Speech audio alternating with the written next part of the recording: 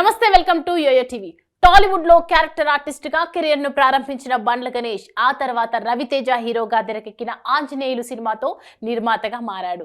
తర్వాత వరుసగా పవన్ కళ్యాణ్, ఎన్టీఆర్, రామ్ చరణ్ లాంటి స్టార్ హీరోలతో సినిమాలు నిర్మించారు. ప్రస్తుతం ఆయన రాజకీయాల్లో కూడా చురుగ్గా ఉన్నారు. కాంగ్రెస్ పార్టీలో కొనసాగుతున్న ఆయన ఇతర పార్టీలపై విరుచుకు పడుతున్నా ఎక్కడ చూసినా ఆయనే కనిపించేలా చేసుకున్నారు. అంతేకాకుండా రానున్న లోక్సభ ఎన్నికల్లో మల్కాజ్గిరి నుంచి పోటీ చేస్తానని ప్రకటించడమే కాక ఎంపీ టికెట్ కోసం దరఖాస్తు కూడా చేసుకున్నాడు.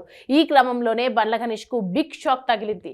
చెక్ బౌన్స్ కేసులో ఆయనకు ఏడాది జైలు శిక్షతో పాటు భారీగా జరిమానా విధిస్తూ కోర్టు తీర్పు వెల్లడించింది. ఒంగోలు కోర్టు బుధవారం నాడు ఈ తీర్పు వెల్లడించింది. చెక్ బౌన్స్ కేసులో ఒంగోలు కోర్టుకి హాజరైన సినీ నిర్మాత బండ్ల గణేష్ ఈ కేసును విచారించిన సెకండ్ ఏఎంఎం కోర్టు నిర్మాత బండ్ల గణేష్ కు 1 సంవత్సరం జైలు శిక్ష, 95 లక్షల జరిమానా విధిస్తూ తీర్పు వెల్లడించింది.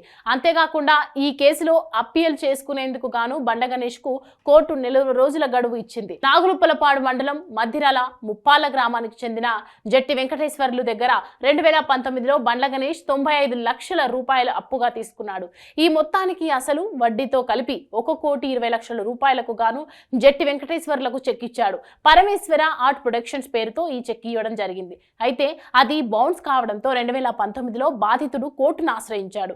వెంకటేశ్వర్లు ఫిర్యాదును స్వీకరించిన కోర్టు విచారణ చేపట్టింది. నేడు తాజాగా బండ్ల గణేష్ కు ఏడాది జైలు శిక్ష విధిస్తూ తీర్పు వెల్లడించింది. గతంలో ఈ కేసుకు సంబంధించి విచారణకు హాజరు కావాలని కోర్టు గణేష్ కు పలుమార్లు చెప్పినా ఆయన ఒక్కసారి కూడా కోర్టుకు రాలేదు. దీంతో గతంలో కోర్టు బండ్ల గణేష్ మీద అరెస్ట్ వారెంట్ కూడా జారీ చేసింది. ఈ క్రమంలో ఒంగోలు 1 టౌన్ పోలీసులు ఆయనను అరెస్ట్ చేసేందుకు హైదరాబాద్ కూడా వెళ్లారు.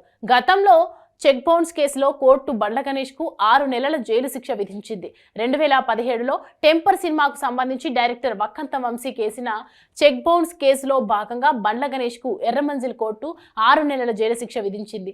దాంతో పాటు 15,86,550 రూపాయల జరిమానా కూడా విధించింది.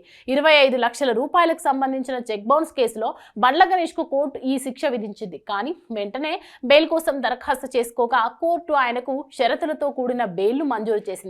ఇప్పుడు మాత్రం గట్టి దెబ్బే తగిలింది.